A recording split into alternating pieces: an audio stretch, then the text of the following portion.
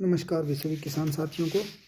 तो मैं आज ये बात बताना चाहता हूँ कि हमारा जो पूरा संसार है उसमें 4% स्थूल जगत है और 96% यानी 96% है वो सूक्ष्म जगत है।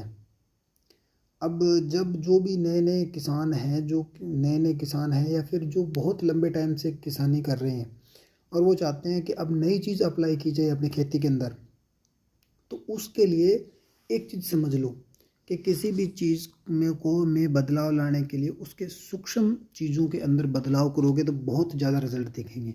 और अगर आप उसी चीज़ में आप लगे रहोगे कि मुझे स्थूल चीज़ों को कंट्रोल करना है या स्थूल चीज़ों के अंदर वर्क करना है, तो वो रिज़ल्ट बहुत ही कम मिलेंगे आपको।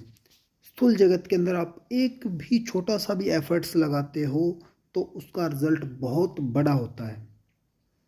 और अगर आप स्थूल तरीके से, जैसे कि आप ऑर्गेनिक फार्मिंग करना चाहते हैं, तो ऑर्गेनिक फार्मिंग के अंदर क्या होगा कि आप कहेंगे कि भी केमिकल का यूज़ नहीं करना, वो यूज़ नहीं करना, पेस्टिसाइड यूज़ नहीं करना, हमें फर्टिलाइज़र्स यूज़ नहीं करने, हमें ये चीज़ यूज़ करनी है, वो करनी।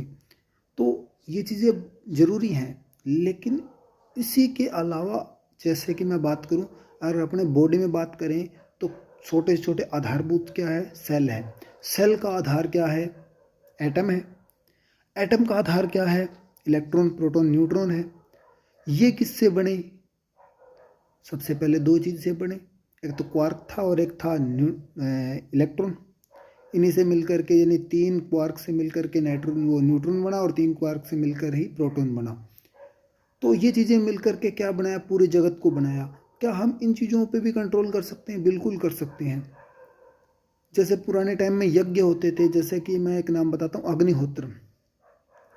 ये क्या करता है, हमारी जो पास में एनर्जी है 10 से 12 किलोमीटर तक की एनर्जी को साफ कर देता है। बिल्कुल उस इन्वायरमेंट को साफ कर देता है, उसको क्लीन कर देता है, उसको पॉजिटिवली चेंज कर देता है। तो ऐसी चीज़ें यूज़ करो कि ऐसी चीज़ें भी उसके अंदर यूज़ होंगी। जैसे कि मैं आपको बताता हूँ अग्निहोत्र करने का तरीका, आप यूट्यूब पे सर्च कर लेना। जो हमारे राजस्थान के हैं ताराचंद बेल जी, उन्होंने प्रॉपर तरीके से बताया हुआ किस तरीके से करें, किस तरीके से नहीं करें। ऐसा मत सोचो कि हम प्रीमिटिव या पुराने या प्राचीन हो जाएंगे, प्राचीन नहीं होंगे। आपको ऑर्गेनिक फार्मिंग करनी है तो प्राचीन तरीकों से ही करना पड़ेगा, अदरवाइज कोई तरीका नहीं। और एक यूज़ सीड, उसके आधार, जैसे खेत ऑर्गेनिक फार्मिंग का आधार है देसी बीज, देसी बीज का यूज़ जरूर करना। बाकी कुछ भी देसी यूज़ करो, लेकिन देसी बीज जरूर यूज़ हो, ये ध्यान रखें।